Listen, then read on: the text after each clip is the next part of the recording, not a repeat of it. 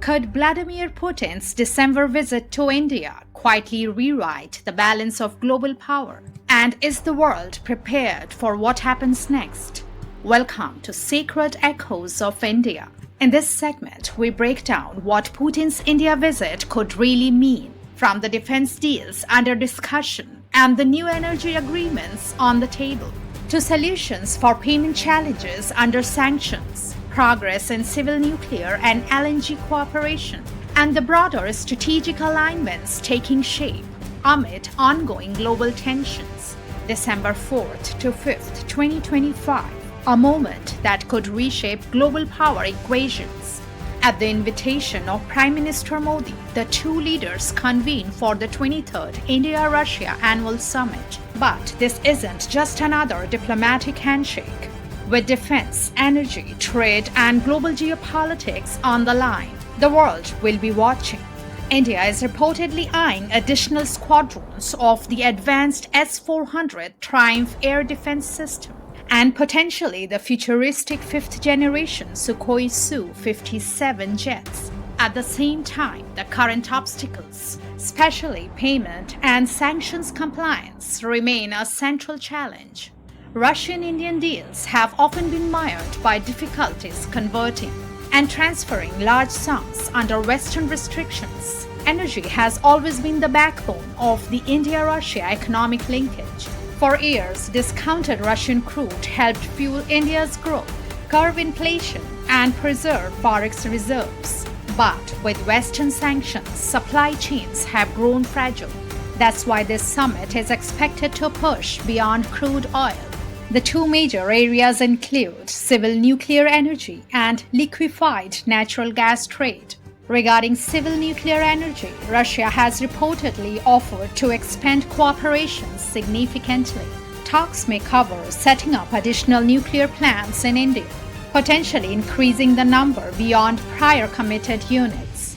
So what's likely this time? According to recent reporting, one of the prioritized items on the agenda is further institutionalizing rupee-ruble local currency settlement mechanisms and setting up sanctions-resilient payment and trade pipelines. That doesn't guarantee all outstanding deals will be finalized.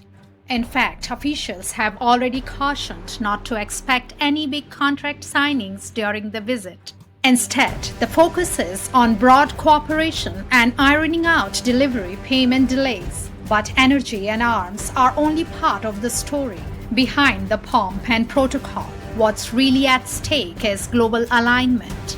Expect the joint statement from India and Russia to send subtle but meaningful signals on the ongoing conflict in Ukraine and a broader vision of a multipolar world order. India has so far avoided overtly backing of Russia in Ukraine, maintaining a relatively neutral stance while calling for diplomacy. But in private and across diplomatic channels, Delhi may emphasize the need for dialogue and de-escalation, carefully balancing its ties with the West and its strategic autonomy with Russia. The summit will likely reaffirm the special and privileged strategic partnership while stressing respect for sovereignty, non-interference, and the legitimacy of different global centers of power. All language aimed at underscoring multipolarity without explicitly alienating the West. A recurring critique of India-Russia defense deals has been that many systems are import-only, with limited local manufacturing or technology transfer. This time, New Delhi will push harder for concrete progress on joint manufacturing, technology transfer, and localization under the Make in India banner. From helicopters to fighter jets to maintenance hubs, reports suggest discussions will focus on establishing an MRO hub in India for Russian-supplied platforms so that servicing and upgrades can happen domestically rather than abroad. Beyond bilateral defense and trade, the summit will also probe cooperation in broader multilateral and regional security domains. Expect the two sides to reaffirm commitment to cooperation within forums like BRICS and Shanghai Cooperation Organization, and perhaps announce new initiatives. Whether in trade, labor mobility, or regional infrastructure links, There may also be coordinated messaging on security challenges, especially in Central and South Asia, including the situation in Afghanistan, ensuring stability, counter-terror cooperation, and avoiding spillover could be major talking points. For India, this offers leverage by aligning with Russia in multilateral fora, but on its own terms. New Delhi underscores strategic autonomy even while engaging with the West. So, how does all this play out in the context of India's rising partnership with the United States?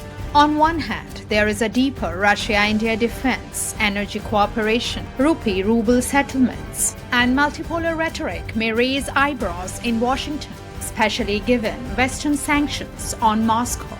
On the other hand, India is signaling that it intends to remain independent and will chart its own course. That doesn't necessarily mean a rupture with the US. It's more a reminder that India, now a global heavyweight, refuses to be forced into binary choices. For the US, this may mean recalibrating expectations, recognizing that Indian strategic autonomy will remain intact even as the US-India partnership grows. Putin's December visit to India may not produce all the breakthroughs overnight, but what it will do is set the foundation for a deeper, more complex, and far-reaching India-Russia partnership.